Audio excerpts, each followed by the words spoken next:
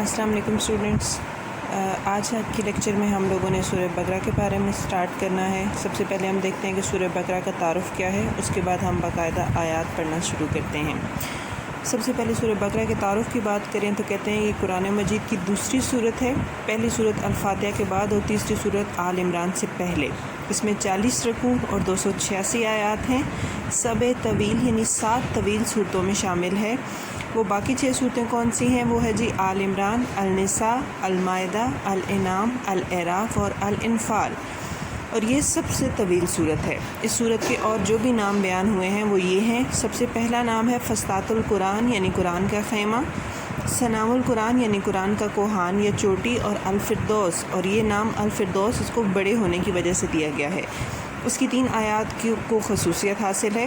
وہ 3 آیات سب سے آخری آیات ہیں۔ آپ لوگوں نے سنا ہوگا کہ اگر سورہ بقرہ کی آخری 3 آیات رات کو پڑھتے ہوئے انسان سو جائے، یعنی رات کو سونے سے پہلے پڑھ لے، تو ساری رات اس کے نامہ اعمال میں فرشتے نیکیاں لکھتے رہتے ہیں۔ اس لیے ان 3 آیات کو بہت خصوصیت حاصل ہے۔ آیت نمبر 282 قرآن مجید کی طویل ترین آیت ہے۔ آیت نمبر 255 کو، جو کہ آیت الکرسی کے نام سے مشہور ہے، تمام آیات پر فضیلت حاصل ہے، اور آیت نمبر 281 قرآن کی سب سے آخر میں نازل ہونے والی آیت ہے۔ وجہ تسمیہ یعنی اس کا نام بقرہ کیوں رکھا گیا، اس کا نام بقرہ رکھنے کی وجہ کیا ہے؟ بقرہ کا معنی گائے ہے۔ اس صورت میں بنی اسرائیل کے ایک قصے میں گائے کو ذبح کرنے کا ذکر ہوا ہے، لہٰذا گائے بقرہ کے نام پر اس صورت کا نام رکھا گیا ہے۔ زمانہ نزول کون سا ہے؟ یہ بالاتفاق مدنی صورت ہے اور ہجرت کے بعد سب سے پہلے نازل ہونے والی صورت ہے۔ یعنی اس صورت کی ایک اور اہمیت کیا ہے کہ جب مسلمانوں نے مکہ سے مدینہ ہجرت کی تو سب سے پہلے جو صورت نازل ہوئی وہ کون سی ہے؟ سورہ البقرہ۔ اس میں کون کون سے مضامین کے بارے میں بات کی گئی ہے؟ سورہ بقرہ کے مضامین بہت متنوع ہیں، یعنی مختلف اقسام کے ہیں۔ ان کی تفصیل ہم اس میں دیکھیں گے۔ کہا جاتا ہے کہ سورہ بقرہ میں 1000 اوامر، 1000 نواہی اور 1000 واقعات بیان ہوئے ہیں۔ اوامر امر کی جمع ہے، اور امر کا معنی ہوتا ہے کسی کام کے کرنے کا حکم دینا۔ نواہی نہی کی جمع ہے، جس کا معنی ہوتا ہے کسی کام کے کرنے سے روکنا۔ اور 1000 واقعات، اس میں حضرت آدم و ابلیس کا قصہ بھی ہے، ہاروت ماروت کا واقعہ بھی ہے، بنی اسرائیل کا ذکر بھی ہے، یہ گائے ذبح کرنے کا واقعہ بھی ہے، اللہ تعالیٰ نے ان کو جو انعامات ان بنی اسرائیل کی قوم کو دیے وہ ان سب انعامات کا ذکر ہے، گوسالہ پرستی کا ذکر ہے، اور اس کے علاوہ اس میں منافقین کا ذکر ہے۔ یعنی اس میں 1000 واقعات بیان ہوئے ہیں۔ آگے چل کر ہم آیات کے ترجمہ اور تشریح کے ساتھ ان تمام واقعات کا ذکر بھی کریں گے۔ اب ہم سورہ بقرہ کا باقاعدہ آغاز کرتے ہیں۔ بسم اللہ الرحمن الرحیم۔ سب سے پہلے ہے جی الف لام میم۔ یہ 3 حروف اکٹھے نہیں پڑھے جا سکتے، ان کو الگ الگ ہی پڑھا جاتا ہے، اور ان کو اصطلاح میں حروف مقطعات کہا جاتا ہے۔ حروف مقطعات کیا ہیں جی؟ اس کے بارے میں ہم تفصیلات دیکھتے ہیں۔ کہتے ہیں الف لام میم، یہ 3 حروف ہیں، الف لام میم، ان کو الگ الگ کر کے پڑھا جاتا ہے، اس لیے انہیں حروف مقطعہ کہا جاتا ہے۔ قرآن مجید کی 114 صورتوں میں سے 29 صورتوں کا آغاز حروف مقطعہ سے ہوتا ہے۔ بعض جگہ صرف ایک حرف آیا ہے، جیسے صاد، نون، کاف۔ کہیں 2 حروف آئے ہیں، جیسے ہا میم، یہاں پر ذکر نہیں ہے، جیسا کہ یا سین، ٹھیک ہے۔ کہیں 3 حروف آئے ہیں، جیسا الف لام میم، کہیں 4 آئے ہیں، جیسے الف لام میم را، اور کہیں 5 حروف آئے ہیں، جیسے کا، ہا، یا، عین، صاد۔ عربی زبان میں تمام کلمات 1 سے لے کر 5 حروف تک کے ہیں، 5 حروف سے زیادہ کے نہیں ہیں۔ عربی زبان کے 28 حروف تہجی میں سے نصف یعنی 14 حروف ان مقطعات میں استعمال ہوئے ہیں۔ ان سب کو ملا لیا جائے تو یہ عبارت بنتی ہے۔ حروف مقطعہ متشابہ آیات میں شامل ہیں، ان کا معنی و مفہوم اللہ تعالیٰ کو ہی معلوم ہے، رسول کریم سے ان کا معنی روایت نہیں کیے گئے۔ یعنی اگر کوئی انسان یہ دعویٰ کرے کہ وہ ان حروف مقطعات کے معنی جانتا ہے تو وہ سراسر غلط ہے، کیونکہ نبی کریم صلی اللہ علیہ وسلم سے جب ان کے معنی روایت نہیں کیے گئے تو کوئی انسان کیسے دعویٰ کر سکتا ہے؟ ہم ان پر ایمان رکھتے ہیں، اور جس طرح وارد ہوئے ہیں یعنی ظاہر ہوئے ہیں اسی طرح انہیں پڑھتے ہیں، ان کے معنی کی بابت بات کرنا ضروری نہیں۔ بعض علماء کرام نے حروف مقطعہ کے معنی کے بارے میں کیا سرائیاں کی ہیں۔ کیا سرائیاں کرنا یعنی اندازے لگانا۔ ان کے اقوال ایک دوسرے سے مختلف ہیں، ایسے چند اقوال درج ذیل ہیں۔ یہ اللہ کا اسم اعظم ہے۔ یہ حروف بعض اسماء پر دلالت کرتے ہیں۔ دلالت کرنا یعنی دلائل دینا۔ ہر اسم سے ایک حرف لے لیا گیا، جیسے الف لام میم میں الف اللہ سے، لام جبرائیل سے اور میم محمد صلی اللہ علیہ وآلہ وسلم سے، یا یہ کہ الف اللہ کا پہلا حرف ہے، لام اللہ کے نام لطیف کا پہلا حرف اور میم مجید کا پہلا حرف ہے، اور یہ بھی اللہ کے اسماء حسنی میں سے ہے۔ الف لام میم کا معنی انا اللہ عالم ہے، بس الف سے مراد انا، لام سے مراد اللہ اور میم سے مراد عالم ہے، یعنی انا اللہ عالم یعنی یہ صرف اللہ جانتا ہے۔ یہ قسمیں ہیں جو اللہ نے کھائی ہیں اور یہ اس کے نام ہیں، قرآن مجید کی صورتوں کے نام ہیں، جس کی دلیل یہ ہے کہ بعض صورتیں ان کے شروع میں آنے والے حروف مقطعہ سے موسوم ہیں، یعنی پکاری جاتی ہیں، جیسے طٰہٰ، یاسین، کاف، نون وغیرہ۔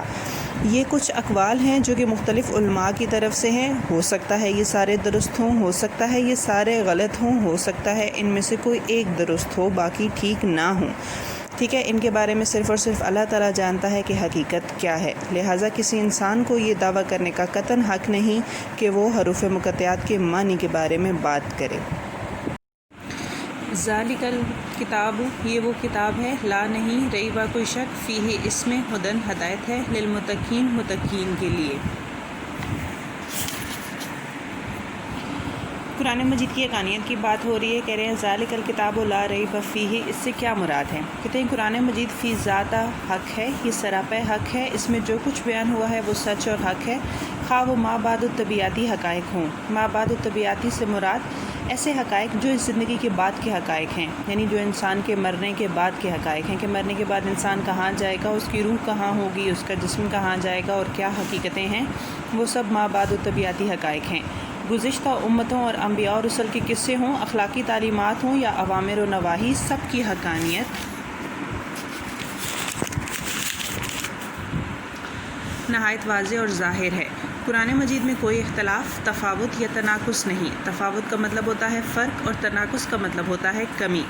اس کا استدلال قوی اور عام فہم ہے۔ استدلال کا مطلب ہوتا ہے ثبوت یا دلیل، قوی اور عام فہم یعنی آسانی سے سمجھ آنے والا۔ اس میں فراہم کردہ معلومات درست ہیں، جو پیشن گوئیاں کی گئیں وہ حرف بحرف پوری ہوئیں، جتنے علمی اور تاریخی انکشافات کیے گئے سچ ثابت ہوئے۔ قرآن کریم کی زبان اور اسلوب ہر عیب سے پاک ہیں۔ اسلوب کا مطلب ہوتا ہے انداز۔ آپ کے کفار و مشرکین نے اس پہلو سے قرآن حکیم کی حقانیت پر کوئی اعتراض وارد نہیں کیا تھا۔ وارد یعنی ظاہر، اور بعد میں قیامت تک آنے والے لوگوں میں سے بھی کوئی شخص قرآن حکیم کے معنی و مطالب اور پیش کردہ حقائق میں سے کسی کو نہیں جھٹلا سکے گا۔ ارشاد ربانی ہے، باطل نہ سامنے سے اس کتاب الہی پر آ سکتا ہے نہ پیچھے سے، یہ ایک حکیم و حمید کی نازل کی ہوئی ہے۔ حکیم و حمید یعنی بزرگ۔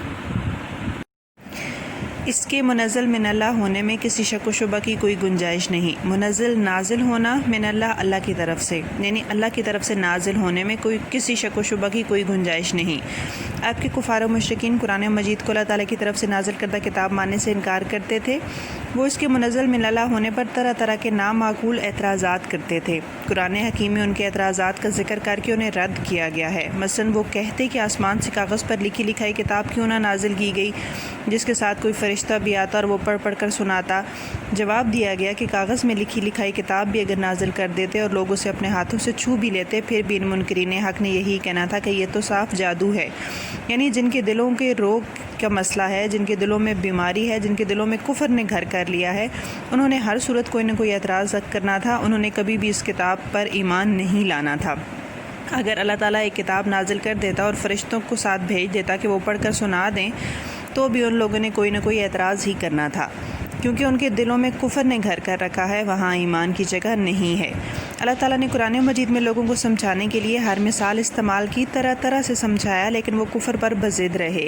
وہ کہتے کہ ہم ایمان نہیں لائیں گے جب تک کہ تو ہمارے سامنے زمین سے ایک چشمہ جاری نہ کر دے، یا تیرے لیے کھجوروں اور انگوروں کا ایک باغ پیدا ہو جائے اور تو اس میں نہریں جاری کر دے، یا تو آسمان کا کوئی ٹکڑا ہمارے اوپر گرا دے جیسا کہ تیرا دعویٰ ہے، یا خدا اور فرشتوں کو ہمارے روبرو لے آ، روبرو مطلب آمنے سامنے، یا تیرے لیے سونے کا ایک گھر بن جائے، یا تو آسمان پر چڑھ جائے، اور تیرے آسمان پر چڑھنے کا بھی ہم یقین نہیں کریں گے جب تک کہ تو ہمارے اوپر ایک کتاب نہ اتار لائے کہ جسے ہم پڑھیں۔ کبھی کہتے کہ قرآن خود رسول کریم کی من گھڑت کتاب ہے اور کچھ دوسرے لوگوں نے بھی اس کے گھڑنے میں آپ کی مدد کی ہے، یعنی صحابہ کرام کا ذکر کرتے تھے۔ اس میں بس پرانے لوگوں کی کہانیاں ہیں جنہیں آپ نے خود ہی لکھ رکھا ہے اور اس کو صبح و شام پڑھ پڑھ کر سنائی جاتی ہیں۔ یہ کیسا رسول ہے جو کھانا کھاتا ہے اور بازاروں میں چلتا پھرتا ہے؟ اس کی طرف کوئی فرشتہ کیوں نہ اتارا گیا جو اس کے ساتھ رہتا اور ہدایت دیتا، یا اس کے لیے کوئی خزانہ ہی اتار دیا جاتا، یا اس کے پاس کوئی باغ ہی ہوتا جس میں سے یہ کھاتا؟ کبھی کہتے کہ آپ صلی اللہ علیہ وسلم کو ایک آدمی سکھاتا ہے۔ جواب دیا گیا کہ تم لوگوں کا جس آدمی کی طرف اشارہ ہے کہ وہ آپ صلی اللہ علیہ وسلم کو سکھاتا ہے وہ تو اجمی ہے، جبکہ قرآن تو فصیح عربی زبان میں ہے۔ کبھی کہتے کہ قرآن مکہ اور طائف کے 2 شہروں کے کسی بڑے آدمی پر کیوں نہ اتارا گیا؟ عرب کے کفار مشرکین نے ایک اعتراض یہ بھی کیا کہ آپ عرب ہیں، آپ کی زبان عربی ہے اور قرآن بھی عربی میں ہی ہے، لہٰذا یہ آپ صلی اللہ علیہ وسلم کا اپنا کلام ہے نہ کہ اللہ کا۔ اللہ تعالیٰ کا کلام جب مانتے کہ یہ کسی اور زبان میں ہوتا۔ اس کا جواب یوں دیا گیا کہ اگر ہم اسے اجمی قرآن بناتے تو یہ لوگ کہتے کیوں نہ اس کی آیات کھول کر بیان کی گئیں؟ کیسی عجیب بات ہے کہ کلام اجمی ہے جبکہ مخاطب عربی۔ قرآن مجید میں متعدد مقامات پر وضاحت کے ساتھ بیان کیا گیا کہ یہ اللہ تعالیٰ کی نازل کردہ کتاب ہے۔ مثلا ارشاد ہے اور بے شک یہ رب العالمین کی نازل کردہ ہے۔ کفار و مشرکین کا شک دور کرنے کے لیے ایک طرف تو ان کے ہر اعتراض کا مسکت جواب دیا گیا، مسکت خاموش کرانے والا یا تسلی بخش، دوسری طرف انہیں یہ چیلنج دیا گیا کہ اگر تمام لوگوں کو قرآن کی کتاب الہی اور منزل من اللہ ہونے پر شک ہے اور سمجھتے ہو کہ یہ آپ کا اپنا کلام ہے تو سب مل کر اس جیسی ایک صورت ہی بنا لاؤ۔ قرآن کریم کا یہ چیلنج آج تک برقرار ہے اور کسی کو اس کو قبول کرنے کی کبھی جرأت نہیں ہوئی۔ پھر اس آیت میں بات ہوئی ہدی للمتقین، یعنی قرآن حکیم متقیوں کے لیے ہدایت ہے۔ قرآن حکیم کن کے لیے ہدایت ہے؟ کہتے ہیں ہدی للمتقین کا لفظی معنی ہے ہدایت ہے متقین کے لیے۔ اس سے یہ ہرگز مراد نہیں کہ اسے صرف متقین کی ہدایت کے لیے نازل کیا اور ان کے سوا دوسرے لوگوں کے لیے یہ ہدایت نہیں ہے۔ سورہ بقرہ میں ہی ارشاد باری تعالیٰ ہے یہ وہ مہینہ ہے جس میں قرآن نازل کیا گیا جو لوگوں کے لیے ہدایت ہے۔ چنانچہ قرآن حکیم ہدایت تو تمام لوگوں کے لیے ہے، لیکن اس سے فائدہ اور نفع صرف متقین ہی حاصل کرتے ہیں، یعنی ایسے لوگ کہ جن کے دلوں میں انسان کا فطری سوز و گداز موجود و برقرار ہے۔ سوز و گداز یعنی اثر یا درد، جن کے ضمیر زندہ ہیں، جن کا اچھائی کی طرف فطری میلان باقی ہے۔ میلان ہوتا ہے رجحان، اور جن کی اچھائی اور برائی میں تمیز کرنے کی خدا داد صلاحیت محفوظ و سلامت ہے۔ جن لوگوں کے دل مفاد پرستی، حرص دنیا اور کثرت گناہ سے مردہ اور پتھر سفت ہو چکے ہیں، وہ لوگ قرآن مجید سے ہدایت حاصل کرنے سے محروم رہتے ہیں۔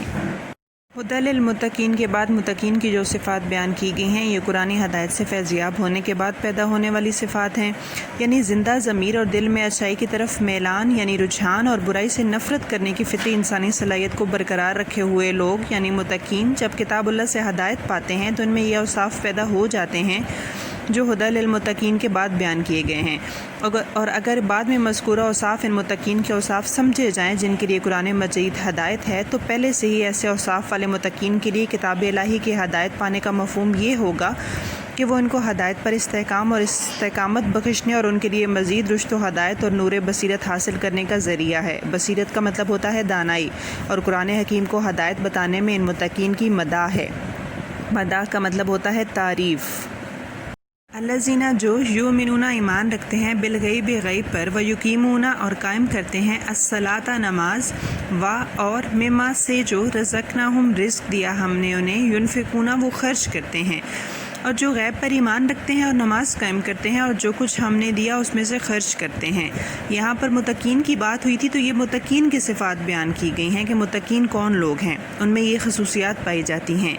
والذین اور جو یؤمنون ایمان رکھتے ہیں بما اس پر انزلہ نازل کیا گیا، الیکا تیری طرف، وما اور جو انزلہ نازل کیا گیا من قبلکا اس سے پہلے، اور جو ایمان رکھتے ہیں اس پر جو آپ صلی اللہ علیہ وآلہ وسلم کی طرف اتارا گیا اور اس پر جو آپ صلی اللہ علیہ وآلہ وسلم سے پہلے اتارا گیا، اور بالآخرۃ آخرت پر، ہم وہ یوقنون یقین رکھتے ہیں اور وہ آخرت پر یقین رکھتے ہیں۔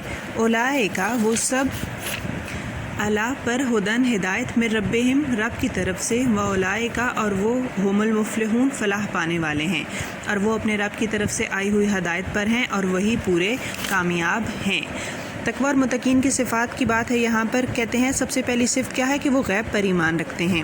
غیب کیا ہے؟ غیب سے مراد وہ جملہ حقوق ہیں، یعنی وہ تمام حقوق ہیں جو انسان کے ذرائع علم سے ماورا ہیں۔ ماورا یعنی پہنچ سے دور، جیسے ذات الہیہ، ملائکہ، جنت، دوزخ، کتب سماویہ یعنی آسمانی کتب وغیرہ۔ یؤمنون بالغیب سے مفسرین نے یہ مفہوم بھی اخذ کیا ہے کہ وہ غیب میں ہوتے ہوئے یعنی دوسرے مومنین سے غائب ہوتے ہوئے ایمان رکھتے ہیں، یعنی وہ جہاں کہیں ہوں، چاہے مسلمانوں میں موجود ہوں یا مسلمانوں میں نہ ہوں، لیکن ان کا دل جو ہے وہ ایمان کی طرف راغب ہوتا ہے، وہ منافقین کی طرح نہیں ہوتے، بخلاف منافقین کے کہ جو مومنین کے سامنے تو ایمان لانے کا دعویٰ کرتے ہیں، لیکن جب اپنے شیطانوں کے ساتھ علیحدگی میں ہوتے ہیں تو کہتے ہیں ہم تو صرف اہل ایمان کی ہنسی اڑانے کے لیے ایمان کا اقرار کرتے ہیں۔ اسی طرح یہ متقین تہہ دل سے ایمان لاتے ہیں، جبکہ منافقین صرف ایمان لانے کا زبانی دعویٰ کرتے ہیں، لیکن ان کے دلوں میں بددستور کفر بھرا ہوتا ہے۔ وہ نماز قائم کرتے ہیں۔ نماز قائم کرنے سے مراد کہ وہ اس میں ہمیشگی اختیار کرتے ہیں، یعنی یہ نہیں کہ آج فجر کی پڑھ لی تو کل عصر کی پڑھ لی، وہ 5 وقت باقاعدگی سے نماز پڑھتے ہیں، ناغے نہیں کرتے، اور نماز کے جتنے آداب و شرائط ہیں سب کو ملحوظ رکھتے ہیں، یعنی نماز میں خشوع و خضوع اور عاجزی اختیار کرتے ہیں۔ وہ اللہ کی دی ہوئی نعمتوں میں سے اللہ کی راہ میں خرچ کرتے ہیں، یعنی اگر اللہ تعالیٰ نے ان کو زیادہ دے رکھا ہے تو ایسا نہیں کہ وہ اس کو خود پر ہی لٹائیں، بلکہ وہ اللہ کی مخلوقات پر خرچ کرتے ہیں اس میں سے۔ وہ قرآن حکیم اور سابقہ کتب سماویہ پر ایمان رکھتے ہیں، یعنی وہ قرآن مجید اور اس سے پہلے نازل ہونے والی سابقہ الہامی کتابوں پر ایمان رکھتے ہیں، اور وہ آخرت پر یقین رکھتے ہیں، یعنی وہ اس بات پر ایمان رکھتے ہیں کہ ایک دن ان کو اللہ تعالیٰ کے سامنے اپنے کیے گئے تمام اعمال کے لیے جواب دہ ہونا ہے۔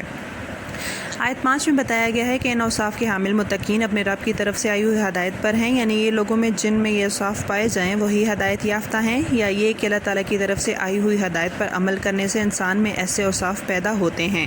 اور آخر میں یہ اعلان فرمایا کہ وہی لوگ مراد پانے والے اور حقیقی معنی میں کامیاب ہیں، یعنی صرف ایسے متقین ہی دنیا اور آخرت دونوں زندگی میں کامیابی سے ہمکنار ہوں گے۔ نیکسٹ 6 آیت ہے، ان الذین یقیناً جو کافروا انہوں نے کفر کیا، سواء برابر علیہم ان پر، انذرتہم تو انہیں ڈرا، ام لم یا نہ تنذرہم تو نے انہیں ڈرایا، لا یؤمنون وہ ایمان نہیں لائیں گے۔ یعنی جن لوگوں نے کفر کیا آپ صلی اللہ علیہ وآلہ وسلم ان کو ڈرائیں یا نہ ڈرائیں ان کے لیے برابر ہے، وہ ایمان نہیں لائیں گے۔ ڈرائیں سے مراد آخرت کے عذاب سے ڈرانا، ٹھیک ہے، یعنی جن لوگوں کے دلوں میں کفر ہے، اللہ تعالیٰ نے جن لوگوں کے دلوں پر مہر لگا دی ہے، اگر نبی کریم ان لوگوں کو جہنم کے عذاب سے ڈرائیں یا نہ ڈرائیں ان کے لیے برابر ہے، وہ ایمان نہیں لائیں گے۔ ختم اللہ، مور ہے اللہ کی، اللہ پر، قلوبہم ان کے دلوں، و علی سمعہم اور ان کے کانوں پر، ان کے دلوں پر اور ان کے کانوں پر اللہ نے مہر لگا رکھی ہے، و علی اور پر، ابصارہم ان کی آنکھیں، غشاوۃ پردہ اور ان کی آنکھوں پر پردہ ہے، ولہم اور ان کے لیے عذاب عظیم بڑا عذاب، اور ان کے لیے بڑا عذاب ہے۔ کہتے ہیں اس سے پہلے آیت 2 تا 5 میں اہل ایمان کے اوصاف اور ان کی کامیابی کا ذکر کیا گیا تھا۔ ان آیات میں کفار اور ان کے انجام بد کا ذکر ہے، اور ان کے بعد آنے والی 13 آیات یعنی 8 تا 20 میں منافقین کا ذکر ہے۔ اب یہاں کفار کا ذکر ہے تو کفار سے مراد کون لوگ ہیں؟ کہتے ہیں کفر ضد ہے ایمان کی، اور کافر وہ ہے جو حق کو قبول کرنے سے انکار کرے، یعنی منکر حق۔ مذکورہ بالا آیات میں کافروں کا جو ذکر کیا گیا ہے، ان سے یقیناً وہ کافر مراد ہیں جن کی موت کفر کی حالت میں ہوئی اور وہ آپ صلی اللہ علیہ وآلہ وسلم پر ایمان نہیں لائے۔ جو کفار و مشرکین اور اہل کتاب مرنے سے پہلے کسی مرحلے میں آپ صلی اللہ علیہ وآلہ وسلم پر ایمان لے آئے تھے، وہ ان کفار میں شامل نہیں جن کا ان آیات میں ذکر کیا گیا۔ یہ کفار جو کفر کی حالت میں ہی مرے زیادہ تر سرداران قریش، منافقین کے لیڈرز اور اہل کتاب کے علم اور پیشوا تھے، پیشوا، رہبر، امام۔ ان لوگوں کی بابت آپ صلی اللہ علیہ وآلہ وسلم سے فرمایا گیا کہ آپ انہیں خوف دلائیں یا نہ دلائیں ان کے لیے ایک سا ہے، یہ ایمان نہیں لائیں گے، اور فی الواقع وہ ایمان نہیں لائے۔ رحمت للعالمین ان کے ایمان نہ لانے کی وجہ سے فکر مند اور افسردہ ہو جاتے تھے۔ آپ صلی اللہ علیہ وآلہ وسلم کی اس فکر مندی کو دور کرنے کے لیے اللہ تعالیٰ نے آپ کو آگاہ فرمایا کہ یہ لوگ کسی صورت ایمان نہیں لائیں گے، جس کی وجہ اگلی آیت میں بیان کی گئی ہے۔ وہ وجہ کیا ہے کہ اللہ تعالیٰ نے ان کے دلوں اور کانوں پر مہر لگا رکھی ہے اور ان کی آنکھوں پر پردہ ہے۔ اس سے آپ کو یہ تسلی دینا بھی مقصود تھا کہ آپ کی تبلیغی مساعی میں کوئی کمی نہیں ہے، مساعی کوشش، اور نہ اس کلام پاک کی قوت تاثیر میں کوئی نقص ہے جو آپ صلی اللہ علیہ وآلہ وسلم ان لوگوں کو پڑھ کر سناتے ہیں۔ ان کے کفر پر بضد رہنے کی وجہ کچھ اور ہے۔ اب یہاں پر دلوں اور کانوں پر مہر اور آنکھوں پر پردے کا مفہوم بیان کیا گیا ہے۔ آیت 7 میں ان لوگوں کے کبھی ایمان نہ لانے کی وجہ بیان کی گئی ہے، اور وہ یہ ہے کہ اللہ تعالیٰ نے ان کے دلوں اور کانوں پر مہر لگا دی اور ان کی آنکھوں پر پردہ ہے۔ اس سے یہ مراد نہیں کہ ان کے اعضاء نے اپنے طبعی افعال کرنے بند کر دیے ہیں، یہ افعال تو وہ بددستور کر رہے ہیں، البتہ ان کے دل بصیرت سے محروم ہو گئے ہیں۔ بصیرت یعنی دانائی، وہ حق بات کو سمجھ نہیں سکتے اور ان کے دل حق بات کو قبول کرنے کے لیے آمادہ نہیں ہوتے۔ ان کے کانوں کو حق بات کے سننے سے وحشت ہوتی ہے اور ان کی آنکھیں حقائق کو شناخت کرنے کی صلاحیت سے محروم ہیں۔ ان کی اس حالت کو دلوں اور کانوں پر مہر لگانے اور آنکھوں پر پردہ پڑنے سے تعبیر کیا گیا ہے۔ اللہ تعالیٰ نے ان کے دلوں پر، ان کے کانوں پر جو مہر لگائی ہے، اس کا سبب کیا ہے؟ اس مہر کا سبب اعمال بد ہیں۔ کفار کے دلوں اور کانوں پر مہر لگانے اور آنکھوں پر پردہ پڑنے کے فعل کو اللہ تعالیٰ نے اپنی طرف منسوب کیا ہے۔ اس کا مطلب یہ ہرگز نہیں کہ جب اللہ تعالیٰ نے خود ہی ان کے دلوں کو حق کے سمجھنے اور اسے قبول کرنے کی صلاحیت سے محروم کر دیا ہے اور ان کے کانوں کو حق بات کے سننے اور آنکھوں کو عبرت نگاہی سے محروم کر دیا ہے، تو پھر وہ کفار تو بے قصور ہیں۔ قرآن حکیم میں اور کئی مقامات پر ایسے کفار کے دلوں اور کانوں پر مہر لگانے کا ذکر کیا گیا ہے، اور بعض جگہ اس کا سبب ان کے فسق و فجور یعنی گناہ، کفر، تکذیب انبیاء کو قرار دیا گیا ہے۔ تکذیب انبیاء یعنی جھٹلانا۔ اس طرح بعض مقامات پر لوگوں کی ہدایت اور گمراہی کو بھی اللہ تعالیٰ نے اپنی طرف منسوب کیا ہے۔ ان افعال و احوال کو اللہ تعالیٰ کی طرف سے نسبت کا مفہوم یہ ہے کہ اس کائنات میں بشمول انسان اس کے قوانین جاری ہیں۔ انہی قوانین کے تحت انسان کا نفس اس کے اپنے کیے ہوئے ہر عمل سے متاثر ہوتا ہے، اور اثر پذیری ناگزیر ہے۔ ناگزیر یعنی ضروری، یعنی قوانین فطرت کے جبر کے تحت ہے۔ نیک اعمال کے اس کے نفس اور اس کی شخصیت پر اچھے اثرات مرتب ہوتے ہیں، اور برے اعمال کے برے اثرات مرتب ہوتے ہیں۔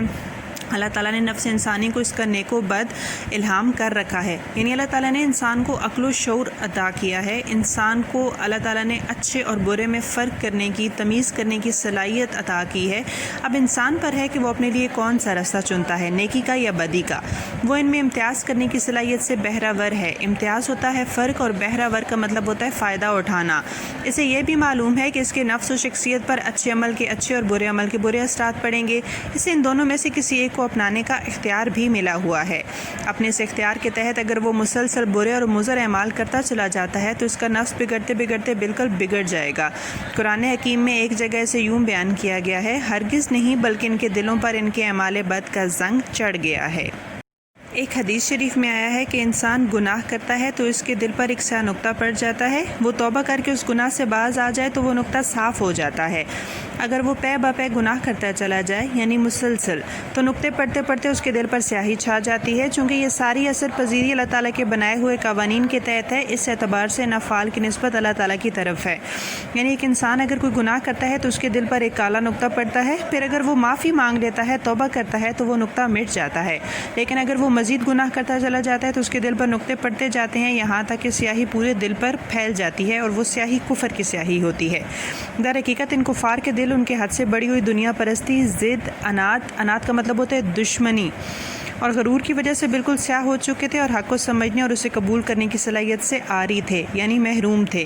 ان کے لیے عذاب عظیم کی وعید سنائی گئی ہے۔